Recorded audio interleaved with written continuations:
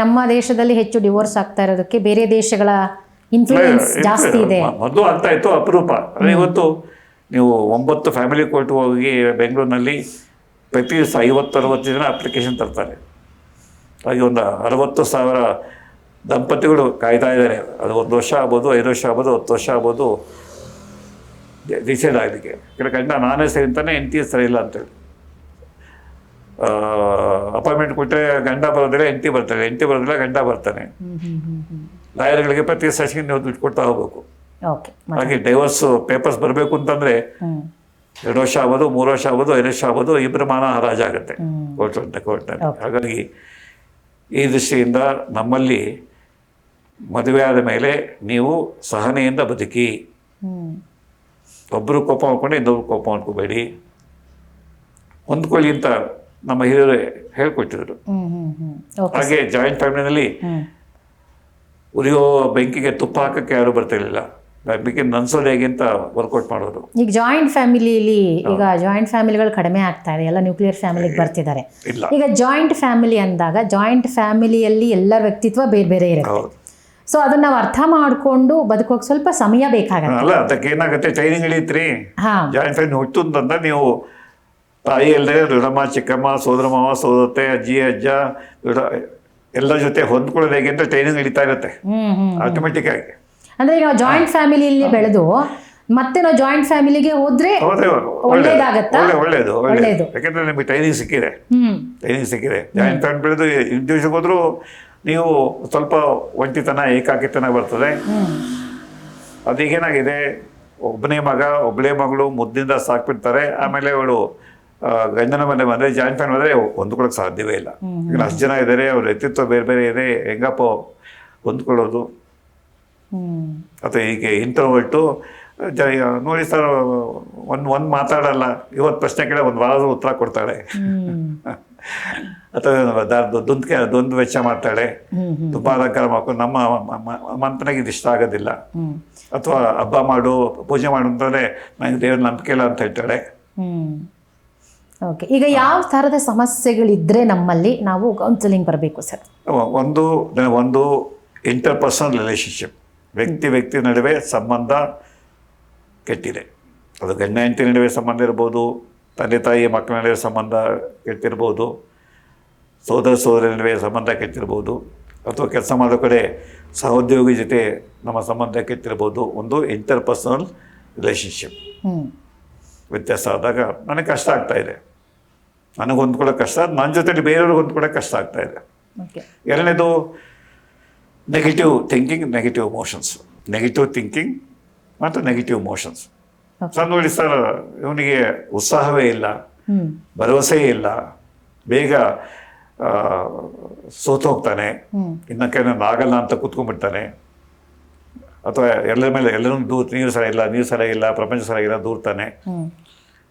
ತಾನು ಮಾತ್ರ ಚೇಂಜ್ ಆಗೋದಿಲ್ಲ. ಅಥವಾ ನೆಗೆಟಿವ್ ಎಮೋಷನ್ಸ್, ಭಯ, ದುಃಖ, ಕೋಪ, ಮತ್ಸರ, ಕ್ರೋಧ, ನೆಗೆಟಿವ್ ಎಮೋಷನ್ಸ್. ಹಾಗಾಗಿ ನಿದ್ದೆ ಬರ್ತಿರ್ತಕ್ಕಂಥವ್ರು ಇಲ್ಲ ಡಿಪ್ರೆಷನ್ದ ಬರ್ತಾರೆ, ಇಲ್ಲ ಆಂಗ್ಸೈಟಿಯಿಂದ ಬರ್ತಾರೆ, ಭಯ ಅಥವಾ ಮನಸ್ಸಿಗೆ ನೆಮ್ಮದಿ ಇಲ್ಲ, ಮನಸ್ಸಿಗೆ ಸಮಾಧಾನ ಇಲ್ಲ, ಏಕಾಗ್ರತೆ ಇಲ್ಲ. ವಿದ್ಯಾರ್ಥಿ ಆದರೆ ಓದೋಕ್ಕಾಗ್ತಾ ಇಲ್ಲ, ಓದ್ದೇ ಇಲ್ಲ, ಮತ್ತೆ ಹೋಗ್ತಾ ಇದೆ. ಕೆಲಸ ಮಾಡೋ ಕಡೆ ಯಾರಪ್ಪ ರಜೆ ಹಾಕ್ಬಿಟ್ಟು ಸಹ 1 ವಾರ ಮತ್ತೆ ಹೋಗ್ಬೇಕು ಅಂದರೆ ಹೋಗೋದಕ್ಕೆ ಮನಸ್ಸಿಲ್ಲ ಸರ್, ರಿಸರ್ವ್ ಮಾಡಿಬಿಡ್ತೀನಿ ಸರ್. ಈ ರೀತಿ ದೈನಂದಿನ ಚಟವಾಗಿ ನಿದ್ದೆ ಬರೋದಿಲ್ಲ, ಆಗೋದಿಲ್ಲ. ಹಾಗೆ ಅಲಂಕಾರ ಮಾಡ್ಕೊಳ್ಳೋಕೆ ಇಂಟ್ರೆಸ್ಟ್ ಇಲ್ಲ. 3 ದಿವಸ ಸ್ನಾನ ಮಾಡಿ, ಅಥವಾ ಮನೆಯಿಂದ ಈಚೆಗೆ ಬರ್ತಾ ಇಲ್ಲ. ನೆಂಟು ಬಂದರೆ ಹೋಗಿ ರೂಮು ಸೇರ್ಕೊಂಡ್ಬಿಡ್ತಾಳೆ, ಮಾತಾಡ್ಸೋದಿಲ್ಲ. ಅಥವಾ ಗೃಹಪ್ರವೇಶದ ಬಾರಿ ಹೋಗೋಣ ಅಂದರೆ ನಾವೆಲ್ಲ ನೀನು ಹೋಗು ಅಂತ ಹೇಳ್ತಾಳೆ. ಇದೆಲ್ಲ ಒಂದು ಸಮಸ್ಯೆನಾ ಸರ್? ಹೌದು. ಯಾಕೆಂದರೆ ಒಂದ್ಸರಿ ಆದರೆ ಜನ ಅಡ್ಜಸ್ಟ್ ಪದೇ ಆಗ್ತಾ ಇದ್ರೆ, ಇಲ್ಲ ಮನೆಯವರು ಬರ್ತಾರೆ, ಇಲ್ಲ ವ್ಯಕ್ತಿನೇ ಬರ್ತಾನೆ. ಇದು ಪದೇ ಆಗಬೇಕು, ರಿಪೀಟೆಡ್. ಹಾಗೆ ಅದರಿಂದ ಹಿಂಸೆ, ನನಗೆ ಹಿಂಸೆ ಆಗ್ತಾ ಇದೆ, ಬೇರೆಯವ್ರಿಗೆ ಹಿಂಸೆ ಆಗ್ತಾ ಇದೆ. ಅದರ ಗಮನ ನನಗೆ ಗೊತ್ತಾಗ್ತಾ ಇದೆ. ಬೇರೆಯವರು ನಾನು ಸರಿಯಾಗಿದ್ದೀನಿ ಸರ್, ನನ್ನ ಹೆಂಡತಿ 108 ಕಂಪ್ಲೇಂಟ್ ಮಾಡ್ತಾಳೆ, ಅವಳು ಬಾ ಅಂದರೆ ಬಂದಿದ್ದೇನೆ, ನಾನು ಸರಿಯಾಗಿದ್ದೇನೆ, ಅಥವಾ ಏನು ಬದಲಾವಣೆ ಬಗ್ಗೆ ಹೇಳಿ. ಈ ರೀತಿ ಎಷ್ಟು ಬೇಗ ಬಂದರೆ ಅಷ್ಟು ಬೇಗ ಸುಧಾರಣೆ ಆಗಲಿಕ್ಕೆ ಅವಕಾಶ ಇರುತ್ತೆ. ಹಾಗೆ ಬಂದವರು ಓಪನ್ ಆಗಿ ನಾನು ಬದಲಾವಣೆ ಆಗುತ್ತೇನೆ, ನಾನು ಮುಖ್ಯ, ನನ್ನ ಹೆಂಡತಿಯು ಮುಖ್ಯ, ನನ್ನ ಮಕ್ಕಳು ಮುಖ್ಯ ಆಗುತ್ತೆ, ನನ್ನ ಸ್ನೇಹಿತರು ಮುಖ್ಯ ಆಗ್ತಾರೆ, ನನ್ನ ಸಹೋದರಿಗಳು ಮುಖ್ಯ ಆಗ್ತಾರೆ ಅಂತಕ್ಕಂಥ ಒಂದು ಸಾಮಾಜಿಕ ಜವಾಬ್ದಾರಿ ಓಕೆ ಬೇಕು. ಈಗ ಎಷ್ಟೋ ಜನಕ್ಕೆ ಈ ಸಾಮಾಜಿಕ ಜವಾಬ್ದಾರಿ ಇಲ್ಲ, ಕಮ್ಮಿ ಆಗ್ತಾ ಇದೆ. ಹಾಗಾಗಿ ಇಲ್ಲ ಗಂಡ ಬರಲ್ಲ ಸರ್, ಹೆಂಡತಿ ಬರಲ್ಲ ಸರ್.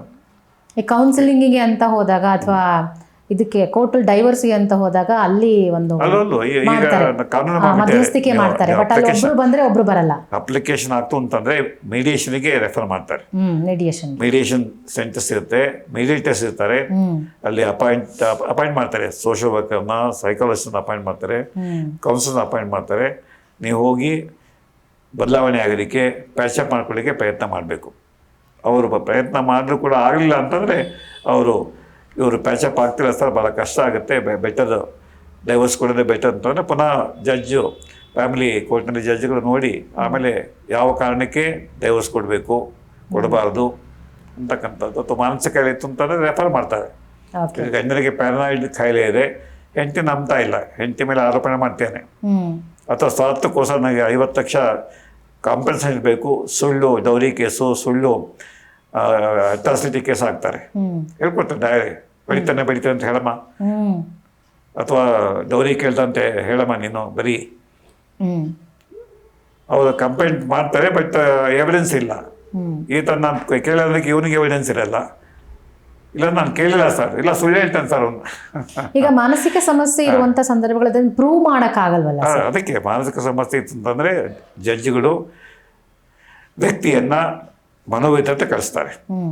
ಇಲ್ಲಿ ನಿಮಾನ್ಸ ಕಳಿಸ್ಬೋದು, ವಿಕ್ಟೋರಿಯಾ ಹಾಸ್ಪಿಟಲ್ ಅಲ್ಲಿ ಮೆಡಿಕಲ್ ಬೋರ್ಡ್ ಇರುತ್ತೆ, ಅಲ್ಲಿ ವ್ಯಕ್ತಿಯನ್ನ ಪರೀಕ್ಷೆ ಮಾಡಿ 1 ವಾರ 10 ದಿವಸ ಇಟ್ಕೊಂಡು ಅಡ್ಮಿಷನ್ ಮಾಡಿ, ಅಥವಾ ಫ್ರೀಕ್ವೆಂಟ್ ಸೆಷನ್ಗೆ ಸೈಕಲಾಜಿಕಲ್ ಟೆಸ್ಟಿಂಗ್ ಮಾಡಿ, ಈ ವ್ಯಕ್ತಿಗೆ ಪರ್ಸನಾಲಿಟಿ ಡಿಸಾರ್ಡರ್ ಇದೆಯೇ, ಈ ವ್ಯಕ್ತಿಗೆ ಡಿಪ್ರೆಷನ್ ಸಿವಿಯರ್ ಆಗಿದೆಯೇ, ಈ ವ್ಯಕ್ತಿಗೆ ಪ್ಯಾರನಾಯ್ಡ್ ಕಾಯಿಲೆ ಇದೆಯೇ, ಈ ವ್ಯಕ್ತಿಗೆ ಸ್ಕಿಜೋಫ್ರೆನಿಯಾ ಕಾಯಿಲೆ ಇದೆಯೇ ಅಂತ ನೋಡಿ ಆಮೇಲೆ ಟ್ರೀಟ್ಮೆಂಟ್ ತೊಗೋಬೇಕು. ಆ ಟ್ರೀಟ್ಮೆಂಟ್ ತೊಗೊಂಡು ಕೂಡ ವಾಸಿ ಆಗಲಿಲ್ಲ ಅಂತಂದರೆ, ಟ್ರೀಟ್ಮೆಂಟ್ ತೊಗೊಳಕ್ಕೆ ಒಪ್ತಿಲ್ಲ ಅಂತಂದರೆ, ಆಗ ಕೋರ್ಟು ಮುಂದೇನು ಮಾಡಬೇಕು ಅಂತ ಯೋಚನೆ ಮಾಡುತ್ತೆ. ಆಮೇಲೆ ಹಿಡನ್ ಪರ್ಸನಾಲಿಟಿ ಅಂತ ಹೇಳಿ ನಾವು ಕೇಳ್ಪಟ್ಟಿದ್ವಿ. ಹಿಡನ್ ಪರ್ಸನಾಲಿಟಿ ಅಂದ್ರೆ ಏನು, ನನ್ನ ಕೆಲವು ಗುಣಗಳನ್ನು ನಾನು ಹೇಳಿಕೊಳ್ಳುವುದಿಲ್ಲ, ಮುಚ್ಚಿಟ್ಬಿಟ್ಟು ಹೊರಗಡೆನೆ ಬೇರೆ ತರ ಪೋರ್ಟ್ರೇ ಮಾಡುವಂಥದ್ದು. ನಾವೆಲ್ಲ ಸೋಷಿಯಲ್ ಮಾಸ್ಕ್.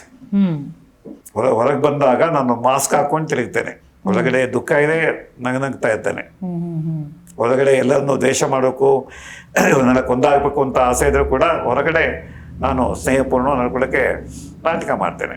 ಹಾಗಾಗಿ ಅಥವಾ ಜಿಪಣತನವನ್ನು ನಾನು ಮುಚ್ಚಿರ್ತೇನೆ, ಅಥವಾ ಇನ್ಯಾವುದೇ ನನಗೆ ಲೈಂಗಿಕ ಆಸೆಗಳು ಜಾಸ್ತಿ ಇದೆ, ಈಗಾಗಲೇ ವಿವಾಹಿತ ಸಂಬಂಧ ಮಾಡಿದರೆ ಯಾರು ಕೂಡ ಹೇಳ್ಕೊಳ್ಳೋದಿಲ್ಲ, ಮತ್ತೆ ಮಾಡಬೇಕು ಅಂತ ಆಸೆ ಇದೆ, ಯಾರಿಗೂ ಹೇಳ್ಕೊಳ್ಳೋದಿಲ್ಲ, ಏನೂ ಗೊತ್ತಾಗೋದಿಲ್ಲ.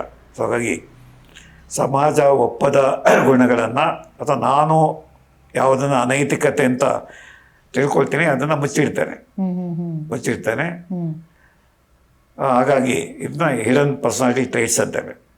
ಅದಕ್ಕೆ ಪರ್ಸನಾಲಿಟಿ ಟ್ರೈಟ್ಸನ್ನು ಗುರುತು ಮಾಡ್ತಕ್ಕಂಥ ಸೈಕಲಾಜಿಕಲ್ ಟೆಸ್ಟಿಂಗ್ ಇದ್ದಾವೆ, ಪರ್ಸನಾಲಿಟಿ ಟೆಸ್ಟ್ಗಳಿದ್ದಾವೆ. ಈಗ ನಾವು ಡಿಸ್ಕಸ್ ಮಾಡಿದ್ವಿ ಟೈಪ್ಸ್ ಆಫ್ ಪರ್ಸನಾಲಿಟಿ ಡಿಸಾರ್ಡರ್ಸು, ಅಥವಾ ನೆಗೆಟಿವ್ ಥಿಂಕಿಂಗು, ನೆಗೆಟಿವ್ ಎಮೋಷನ್ಸ್, ಇವೆಲ್ಲ ಆತ ಹೇಳ್ಕೊಳ್ಳೋದಿಲ್ಲ, ಕೇಳೋದಿಲ್ಲ ಅಂತ ಹೇಳ್ತಾನೆ. ಆದರೆ ಇಂಡೈರೆಕ್ಟ್ ಆಗಿ ಕೆಲವು ಟೆಸ್ಟ್ಗಳು ಕೊಟ್ಟು ಹೊರಗಡೆ ಇಳಿತಕ್ಕಂಥದ್ದು ಅದಕ್ಕೆ ಸೈಕಲಾಜಿಕಲ್ ಟೆಸ್ಟ್ ಅಂತ ಹೇಳ್ತೇವೆ, ಪರ್ಸನಾಲಿಟಿ ಟೆಸ್ಟ್ ಅಂತ ಹೇಳ್ತೇವೆ. ಈಗ ಇಂಕ್ ಬ್ಲಾಡ್ ಟೆಸ್ಟ್ ಇದೆ, ಪಿಕ್ಚರ್ ಟೆಸ್ಟ್ಗಳಿದ್ದಾವೆ,